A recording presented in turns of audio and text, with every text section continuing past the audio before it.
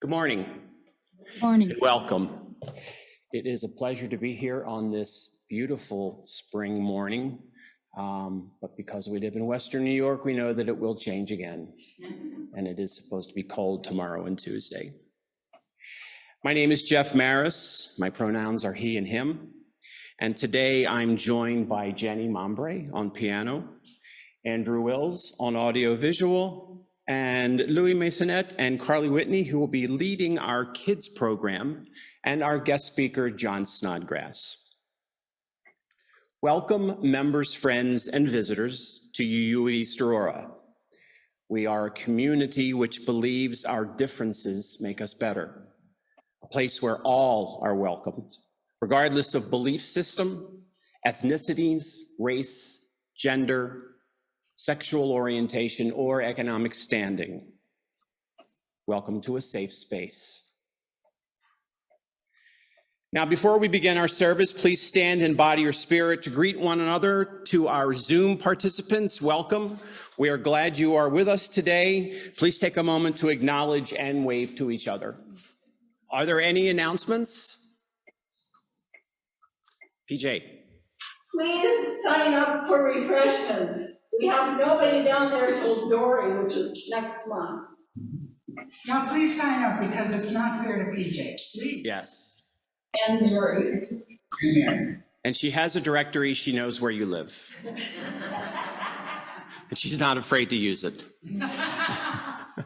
I do have one additional announcement, and that is about the premiere production of a full-length play written by none other than John Snodgrass. Rust and Redemption, Requiem for a Buffalo Grunge Band, will be playing at the American Repertory Theater of Western New York on Elmwood Avenue in Buffalo, Thursday through Saturdays, April 21st through May 13th. And the synopsis is a song by Buffalo grunge band Sidewalk Nickel is finally getting a major release. But it's been almost 20 years since the band's bitter breakup. Now, the surviving members and the dead guitarist's daughter must gather to divide the songwriting credit. Meeting at a bar, the broken band must settle its past in order to secure its legacy. And for this, they must resolve their relationships with an absent father and long-lost friend. Tickets and more information are available at artofwny.org, and all of this is printed in your most recent newsletter, so you can refer to that.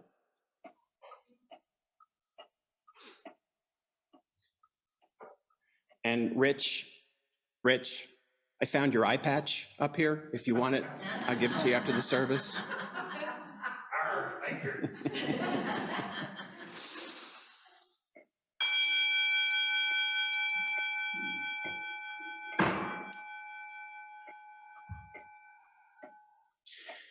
We begin this service by acknowledging that our nation was largely built on the ancestral land of Native nations and the labor of enslaved peoples.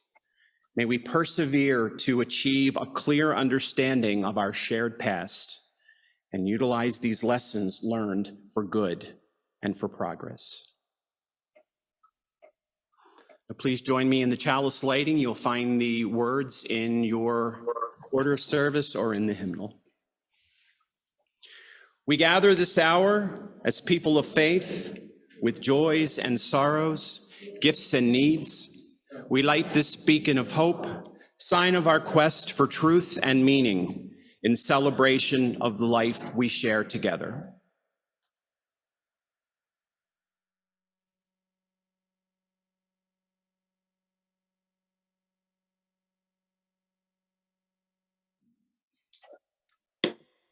Good morning.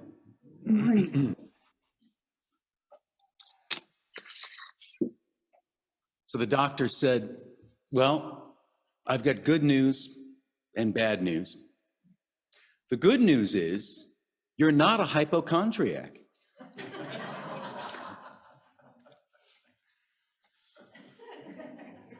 Wait a minute, okay, all right, okay. But seriously. The doctor said, I've got good news and bad news. The bad news is, I'm afraid we've amputated the wrong leg. Well, what's the good news? Well, the good news is the leg we meant to amputate is doing much better. All right, good morning. Welcome to this place which we make holy by our presence. These doors are open to all. We welcome diverse ideas about the source of life, diverse needs, diverse abilities. Here, you need not hide, nor pretend, nor be anything other than who you are and who you are called to be. Come into this place where the ordinary is sanctified, where the human is celebrated, where compassion is strength. Welcome to this place. Together, we make it a holy place. Our storytime video today is On's Anger by Gail Silver. How can you resist being mad, sad, or anxious? Find a quiet spot, sit, and breathe.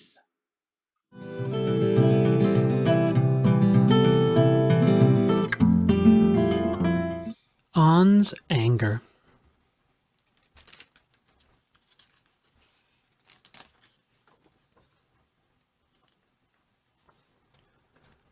On was in the living room building a tower, the tallest tower he'd ever built. His grandfather was in the kitchen making dinner. On, grandfather called out. Dinner is ready. On added a yellow block and smiled. The tower was almost as tall as he was. Now the red one, On whispered, placing a red block on the very top. Grandfather came in from the kitchen. What a wonderful tower. It's not done yet, On told him. Come sit down, Grandfather said. You can play more after we eat. He set the plates on the table and returned to On, who was balancing a green block on top of the red one. Put your blocks down now, said Grandfather. Dinner is getting cold. On wanted to keep playing. He opened his mouth to speak, but his bottom lip quivered, and the words wouldn't come. On's eyes filled with tears, and he started to cry. Grandfather tried to put his arm around On, but On pushed him away, knocking the tower over and sending the blocks flying. Go away! I hate you! On shouted. You're upset, said Grandfather. Please go to your room and sit with your anger. I'll come in when you're calm and able to talk. On ran to his room and leapt onto his bed. His cries grew so strong he could feel them all the way down in his belly. How do I sit with my anger, he wondered. I'm so angry, angry, angry. Finally, said a voice. I was hoping you would notice me. On lifted his head and came face to face with a hairy red creature. Who are you? Asked On, and how did you get into my room? I'm your anger, said the creature. You brought me here. My anger? The anger nodded. Did Grandfather see you come in? I'm not supposed to talk to strangers. Don't worry, On, I'm not a stranger. I'm the part of you that comes out when things don't go your way. I'm right here every time you get angry. I know you feel scared when I'm around. I can make you cry and want to hit things. I can even make you say mean things to people you love. On's anger started to turn the knob of the bedroom door. Come on, he said. I'll show you. On was tempted, but Grandfather had said to stay in the room. Wait, On called. Maybe we can do something in here. On's anger turned and extended his hairy hand. I know just the thing, he said. On took his anger's hand, and together they danced all around the room. They raised their arms overhead and spun wide circles. They used their breath to make sounds like a strong, howling wind. They got down on their knees and pounded the ground with their hands. It sounded like they were playing drums on the earth, and On liked that. Finally, they were exhausted and ready to be still. On and his anger sat together silently. They sat. They breathed in, they breathed out. And they sat some more. I don't like to say mean things to people, said An, but sometimes I can't help it. I can help you, said his anger. How can you help? I thought you were the one who was making me do these things in the first place. That's true, but I'm also your friend. Whenever you feel angry, you should come sit with me. After we spend some time together, you might feel better.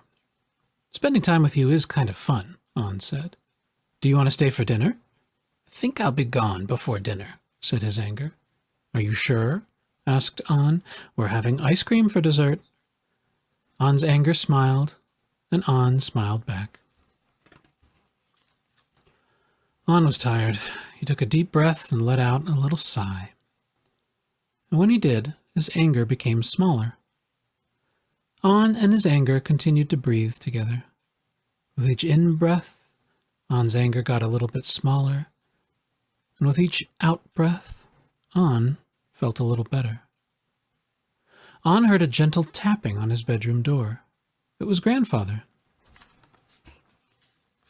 Grandfather and An sat together. I'm sorry I didn't listen, said An. I was really angry. I wanted to keep playing. Grandfather took An in his arms. Thank you for your kind words, he said. I sat with my anger like you asked, An said. But we didn't just sit. We danced and played, too. Do you want to meet him? An looked up, but his anger was gone. Grandfather, said An, do you know what happened? I think I do, said Grandfather. You took good care of your anger, and it went away. That's right, said An. How did you know? When I was a little boy, I met with my anger, too. Really? Was it because of blocks? No, laughed Grandfather. There were no blocks, just frogs, a lily pond, and a sun that wouldn't set. Come, let's eat dinner, and I'll tell you my story.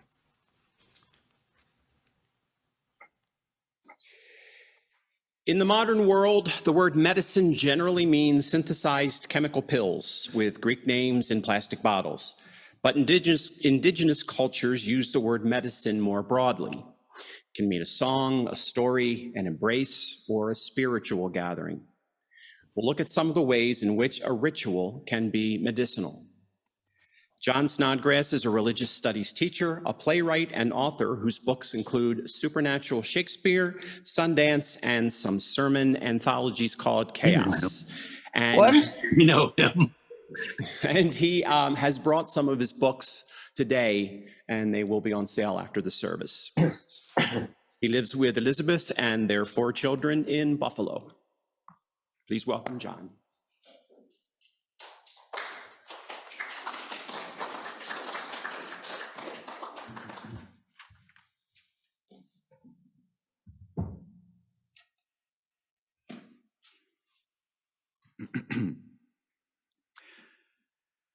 In September, I took my teenage son, Jackson, to see a local Buffalo rock band called the Goo Goo Dolls.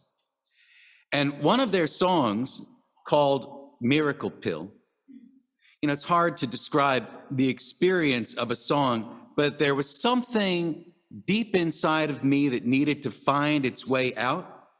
And this song delivered it into the light, like a midwife, like a loud, stomping, snarling midwife. And since then, when I'm feeling really crushed and discarded, I can put on this song, turn the volume up, and it gives me a jolt of defiance in the face of defeat. It flexes my muscles. It pumps my blood. It straightens my spine. It's chiropractic. The song is called Miracle Pill, and I've used it medicinally. It alters the way I feel in my body. It changes the way I feel about myself. I wouldn't say that this particular song would do that for you. I wouldn't prescribe it to everyone here. But I would like to think that we all have songs like that. Songs that can speed us up or calm us down. Songs that can get us out of a destructive spiral and into a constructive mood. Songs that help us heal. We have songs that do that. And some of us have pills that do that. Medicine. For many of us, this word conjures an image of an orange pill bottle that we get from the people in the long white coats. We go to the pharmacy, we give them our secret code, our birthday, and then we prove that we're adults by engineering the bottle open. The label contains some constellation of syllables like abracadabra or acetaminophen. We have no idea what it means. But we are assured that the chemicals in the pills will enter our bodies, navigate their way to the part that hurts, and fix it. That's medicine. But when I study indigenous cultures, the word medicine means something else. Medicine can mean a walk in the woods, the wave of a feather, sitting by a river, an embrace, a song, a dance.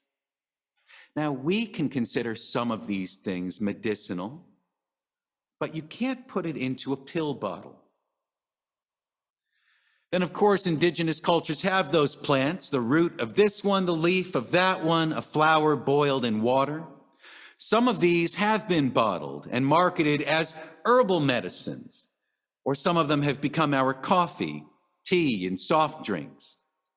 Coca-Cola used to contain cocaine, but these days it's mostly made out of corn. And the medicines that we take as pills, the miracle drugs, they don't come from fairy dust and rainbow beams and unicorn breath. They may seem magical, but they come from the earth.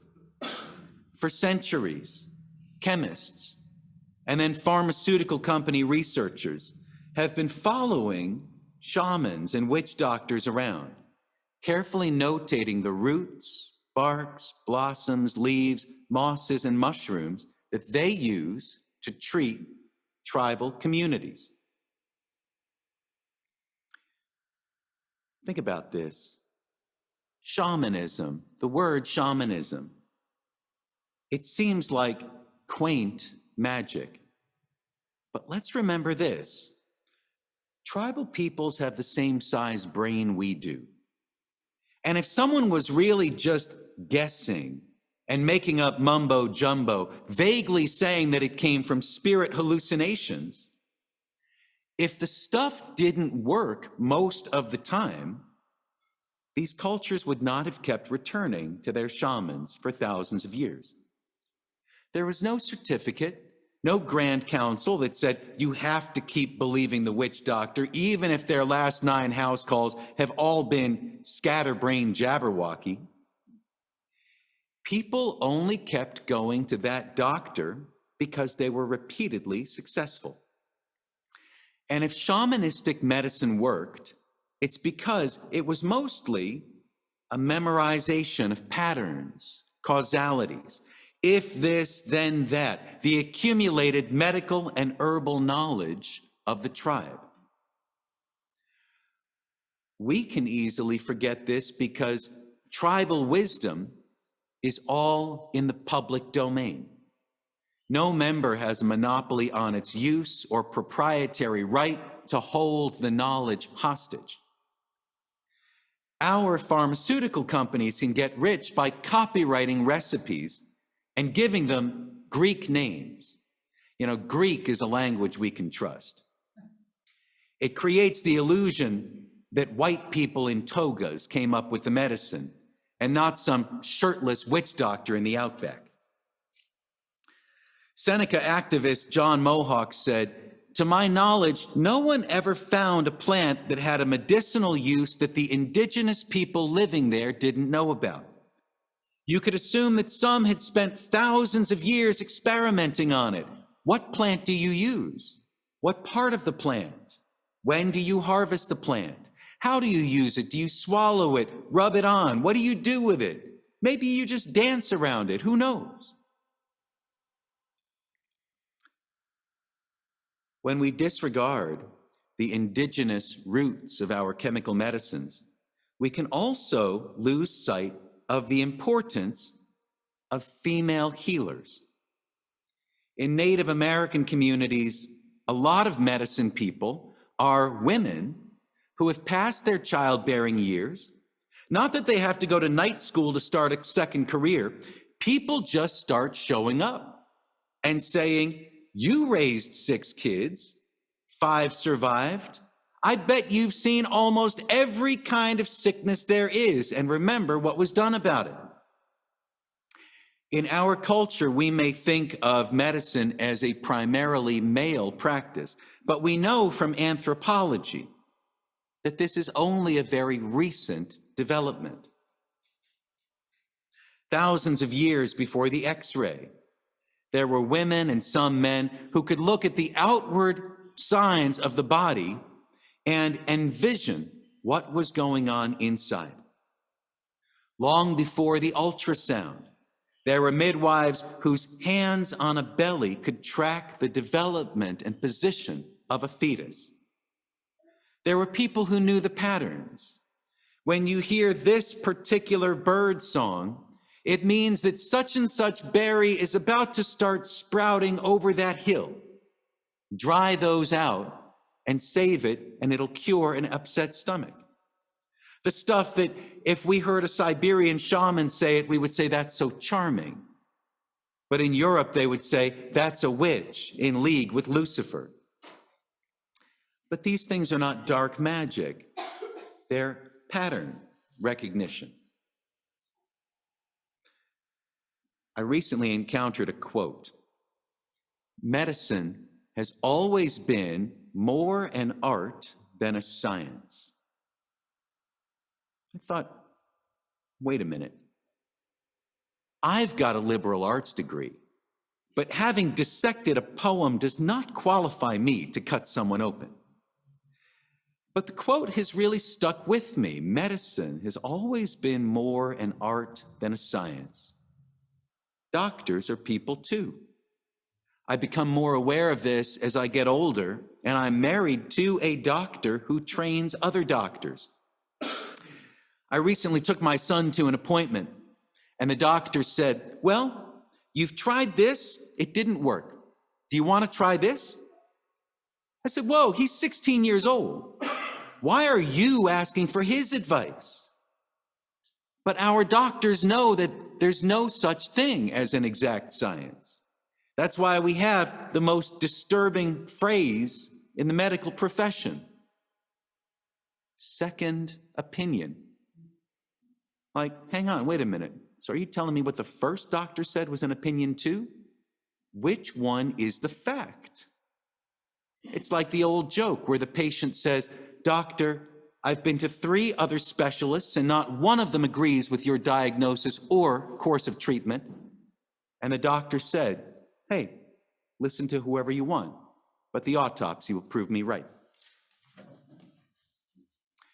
In this last century, scientists have made remarkable progress in proving that emotion is biochemical, that laughter is a mechanical spasm, that tears are windshield fluid, and that the so-called demons that possessed and plagued our ancestors were just toxic spills and faulty wiring. But then along came the coronavirus. Our doctors scrambled to diagnose it, identify its molecular structure, and synthesize a vaccine. In those years, we learned a valuable lesson that science is not strictly a matter of opinion, definitely not a matter of religious or political opinion. But in those 2 years, we also learned a valuable lesson that health is more than chemical. It's also interpersonal. There is more to humanity than can be dissected or atomized and inventoried in test tubes. Sitting down with another person in a room is medicinal, even if they don't say anything. I'm finally back in therapy for my anxiety and depression. And the first thing I looked for in choosing a therapist was someone a mile away from my house. so that each appointment comes with 2 20-minute walks. I spend the walk there choosing a topic and carefully articulating it, mumbling it until I've got it precisely crystallized. And then I spend the walk back parsing through those elements that came out more clearly with a therapist's questions. Often I find it's the walks where I make the most progress. Sometimes the therapist doesn't even show up. He's a good guy, but a little bit flighty about announcing cancellations. But I can't complain because I accomplish a lot in a 2-mile walk, and sometimes get home from a cancellation thinking, wow, that really would have been a waste of his time. And then there are those appointments that remind me how important it is to be in a safe space where I can speak openly and honestly, by which I mean whining and bellyaching. And then when I've laid out this whole crisis, he'll often say, you know what you really need? A good walk in the sunshine. A walk in the sunshine is medicinal. Somehow, solar radiation produces a chemical reaction in human skin that produces vitamin D. Well, we can now synthesize vitamin D. We can put it in a pill. We can put it in a bottle. But we all know that there's more to a walk in the sunshine than just chemicals. It can also brighten our mood in ways that can't necessarily be measured in a laboratory. I hope all of us will get a chance to do that today.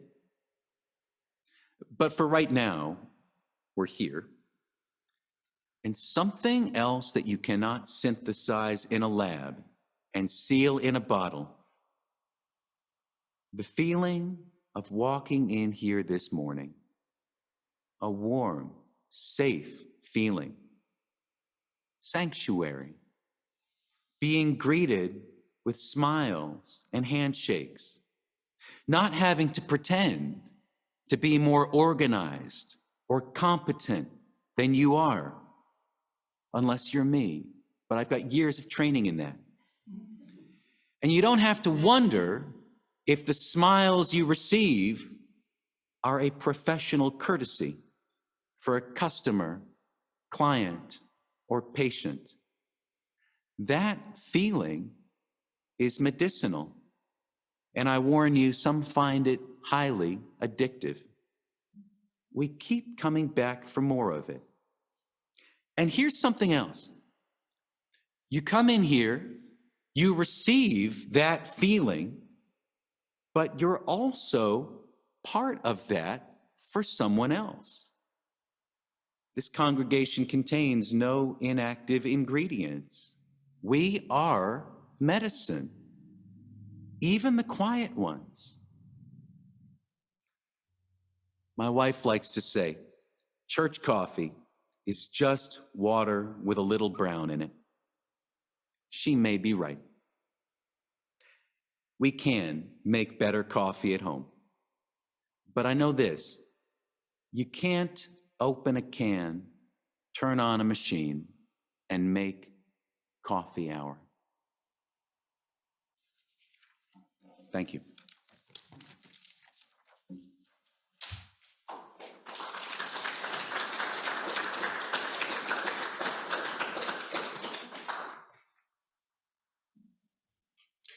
Please join me for the singing of our closing hymn, number 114, Forward Through the Ages.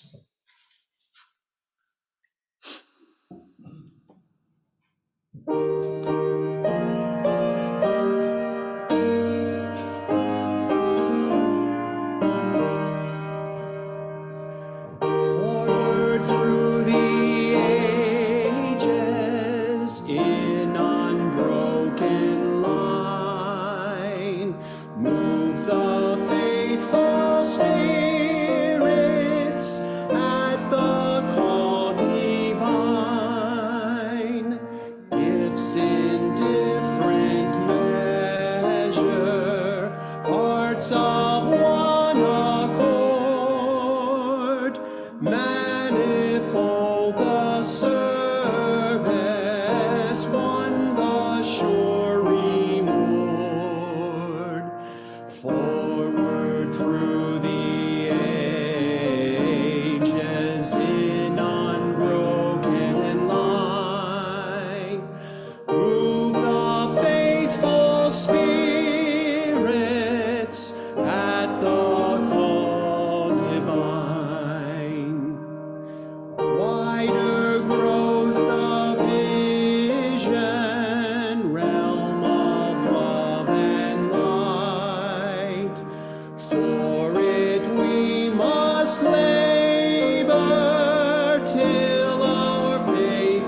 sight.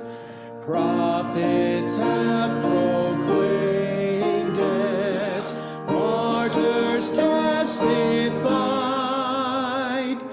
poets sung its glory, heroes for it died. Forward ages in unbroken line, move the faithful spirits at the call divine. Not alone we conquer, not alone we fall.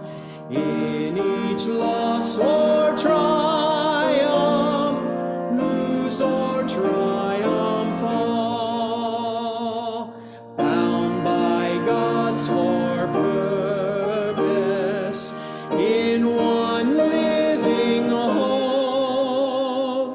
Move we on together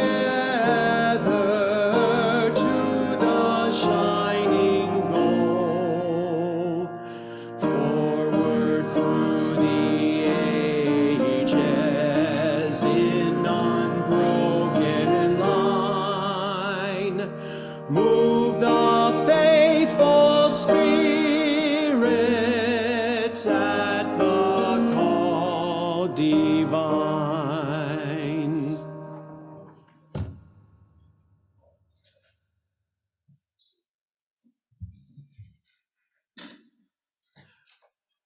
Together, we have sanctified this space. If you have found strength and comfort here, share some out there. They need it. Remember that you are blessed and you are a blessing and you are not alone.